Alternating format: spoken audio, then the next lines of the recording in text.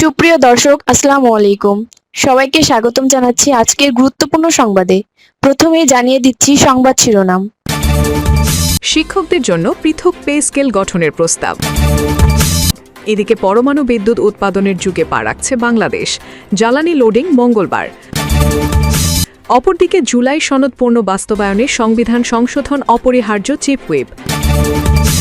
আরও থাকছে দ্রুতই স্থানীয় সরকার নির্বাচন, নতুন 2 বিভাগ গঠনের সুপারিশ এবং সবশেষে থাকছে শেখ হাসিনাকে নিয়ে ভারত বাংলাদেশ কূটনৈতিক টানাপোড়েন, কোন পথে দিল্লি।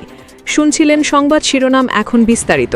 তার আগে ছোট্ট একটি আবেদন, যদি আপনি ন্যায় ও মানবতার পক্ষে থাকেন লাইক দিন, বর্তমান লোডশেডিং সম্পর্কে কমেন্টসে একটা লাইন লিখে জানান, আর সাবস্ক্রাইব করুন আমাদের চ্যানেলটি, কারণ আমরা বলি সেই কথা যা অনেক মিডিয়া আগাল করে।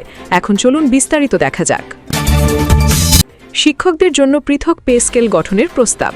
শিক্ষকদের জন্য অন্যান্য পেশা থেকে আলাদা একটি পে স্কেল নির্ধারণের পক্ষে মত দিয়েছেন শিক্ষা ও প্রাথমিক ও গণশিক্ষামন্ত্রী আ.ন.ম এহসানুল হক মিলন। মেধাবী শিক্ষকদের পেশায় ধরে রাখতে তাদের আর্থিক অবস্থার উন্নয়ন জরুরি বলে মনে করেন তিনি। সোমবার ময়মনসিংহের অ্যাডভোকেট তারেক স্মৃতি অডিটোরিয়ামে অনুষ্ঠিত এসএসসি ও সমমান পরীক্ষার কেন্দ্র সচিবদের সঙ্গে এক মতবিনিময় সভায় তিনি একথা বলেন।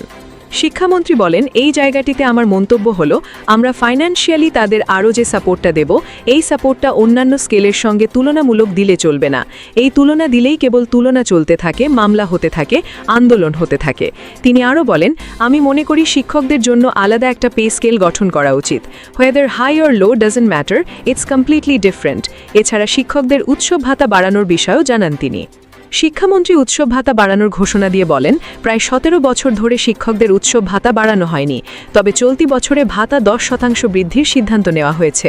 ঈদ উল আজহার সময় এটি বাস্তবায়ন হতে পারে। সরকারের পক্ষ থেকে বিষয়টি বাস্তবায়নের জন্য চেষ্টা চলছে বলেও জানান তিনি। এদিকে পরমাণু বিদ্যুৎ উৎপাদনের যুগে পা রাখছে বাংলাদেশ, জ্বালানি লোডিং মঙ্গলবার। 1 দশকের অবকাঠামো নির্মাণ ও জটিল কারিগরি ক্ষমতা অর্জনের পর অবশেষে পরমাণু বিদ্যুৎ উৎপাদনের যুগে পা রাখছে বাংলাদেশ।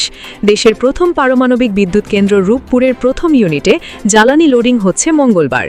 করোনা মহামারী, রাশিয়া ইউক্রেন যুদ্ধ সহ বৈশ্বিক নানা সংকট পেরিয়ে পরমাণু বিদ্যুৎ উৎপাদনের ঐতিহাসিক যাত্রা শুরু হচ্ছে বাংলাদেশের। গত 16 এপ্রিল কমিশনিং অর্থাৎ পরমাণু চুল্লিতে জ্বালানি প্রবেশের লাইসেন্স পাওয়া যায়। সব প্রস্তুতি শেষে মঙ্গলবার বিকেলে প্রথম ইউনিটে শুরু হতে যাচ্ছে পরমাণু জ্বালানি ইউরেনিয়াম লোডিং কার্যক্রম। বিজ্ঞান ও প্রযুক্তি মন্ত্রণালয়ের উচ্চপদস্থ কর্মচারীরা জানান, প্রথম ইউনিটে জ্বালানি লোডিং শেষ হতে 45 দিন সময় লাগবে। জুলাইয়ের শেষ দিকে অথবা অগস্টের শুরুতেই প্রথম ইউনিট থেকে অন্তত 300 মেগাওয়াট বিদ্যুৎ জাতীয় গ্রিডে যুক্ত হবে।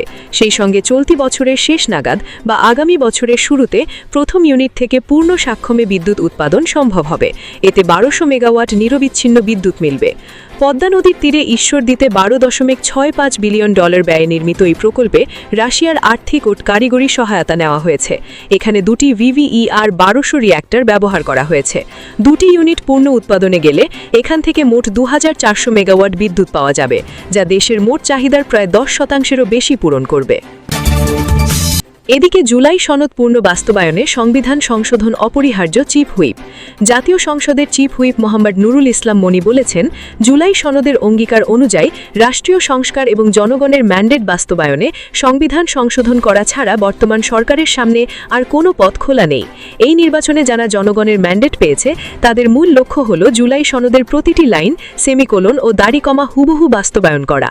সোমবার জাতীয় সংসদ ভবনের এলডি হলে জানাবাদিকদের সঙ্গে মতবিনিময় সভায় এসব কথা বলেন চিফ হুইপ। এ সময় জাতীয় সংসদের হুইপ মোহাম্মদ জি.কে. গোস, মিয়া নুরুদ্দিন আহমেদ অপু, এম রুহুল কুদ্দুস তালুকদার দুলু এবং মোহাম্মদ আখতারুজ্জামান মিয়া উপস্থিত ছিলেন।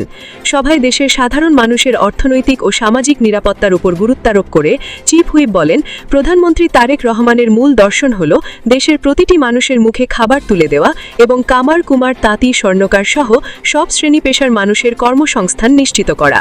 তিনি প্রশ্ন রাখেন, যদি আপনার ভাই কাজ না পায় এবং প্রতিবেশী না খেয়ে থাকে তাহলে সেই রাষ্ট্রের সার্থকতা কোথায়? মানুষের জীবনের প্রথম মৌলিক চাহিদা হলো অন্ন। এই চাহিদা পূরণের জন্য দেশে গণতান্ত্রিক পরিবেশ থাকা প্রয়োজন। গণতান্ত্রিক পরিবেশ থাকলে এবং সামাজিকভাবে স্থিতিশীলতা বজায় থাকলে মানুষ অর্থনৈতিকভাবে স্বাবলম্বী হওয়ার সুযোগ পায়।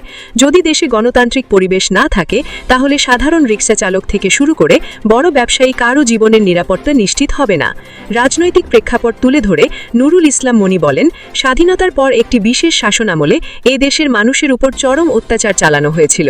সেই সময় বিচার বিভাগের কোনো স্বাধীনতা ছিল না এবং সংবাদপত্রের কণ্ঠরোধ করে মাত্র 4টি পত্রিকা চালু রাখা হয়েছিল।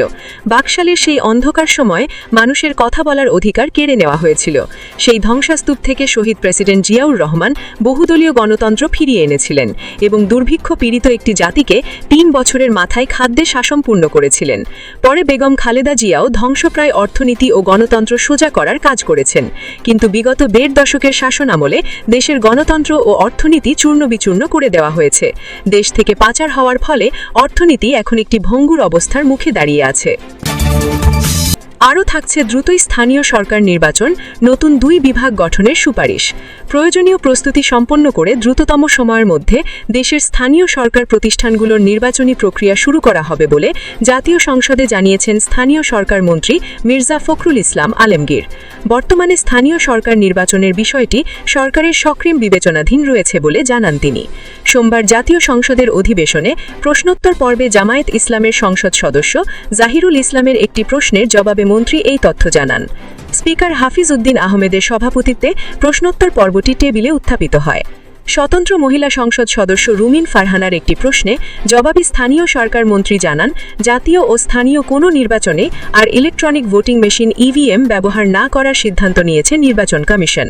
মন্ত্রী বলেন, 1.5 লাখ ইভিএম কেনার জন্য 3,825 কোটি 34 লাখ টাকা ব্যয়ে 2018 থেকে 2024 মেয়াদে একটি প্রকল্প বাস্তবায়িত হয়েছিল। বাংলাদেশ সেনাবাহিনীর মাধ্যমে কেনা এই প্রকল্পের অডিট আপত্তি এবং দুর্নীতি দমন কমিশনের তদন্ত বর্তমানে চলমান রয়েছে। অব্যবহৃত ইভিএমগুলো এখন বিভিন্ন গুডাউন এবং বিএমটিএফে সংরক্ষিত আছে।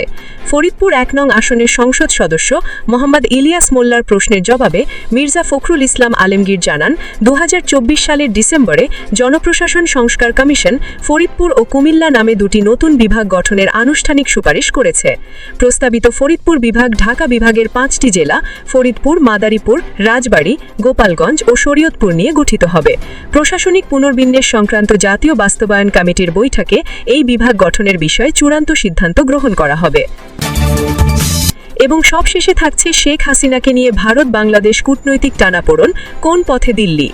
সাবেক প্রধানমন্ত্রী শেখ হাসিনাকে বাংলাদেশে ফেরত পাঠানো নিয়ে ভারত ও বাংলাদেশের মধ্যে নতুন করে কূটনৈতিক টানাপোড়েন শুরু হয়েছে। 2024 সালের অগাস্টে ছাত্র জনতার অভ্যুত্থানের পর ভারতে আশ্রয় নেওয়া শেখ হাসিনাকে হস্তান্তরের জন্য বাংলাদেশ সরকার আনুষ্ঠানিকভাবে অনুরোধ করেছে।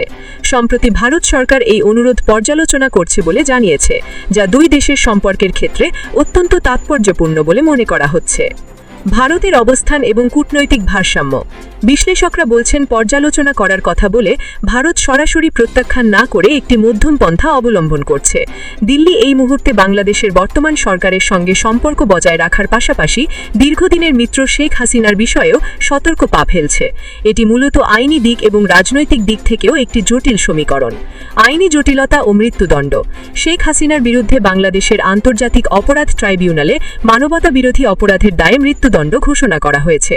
তবে ভারতের দীর্ঘদিনের নীতি অনুযায়ী সাধারণত মৃত্যুদণ্ডপ্রাপ্ত আসামিদের অন্য দেশে হস্তান্তরের ক্ষেত্রে তারা কিছুটা অনীহা প্রকাশ করে।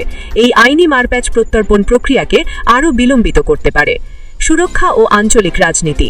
2009 থেকে 2024 সাল পর্যন্ত শেখ হাসিনার শাসনামলে ভারতের সঙ্গে নিরাপত্তা ও সীমান্ত ব্যবস্থাপনায় ঘনিষ্ঠ সম্পর্ক ছিল। বর্তমান রাজনৈতিক পট পরিবর্তনের পর বাংলাদেশে চীন ও পাকিস্তানের প্রভাব বাড়ার আশঙ্কায় ভারত তাদের কৌশলগত স্বার্থ রক্ষায় ব্যস্ত থাকে। এই পরিস্থিতিতে শেখ হাসিনাকে ফেরত দেওয়া বা না দেওয়া উভয় সিদ্ধান্তই দিল্লির জন্য বড় চ্যালেঞ্জ। ভবিষ্যৎ প্রভাব।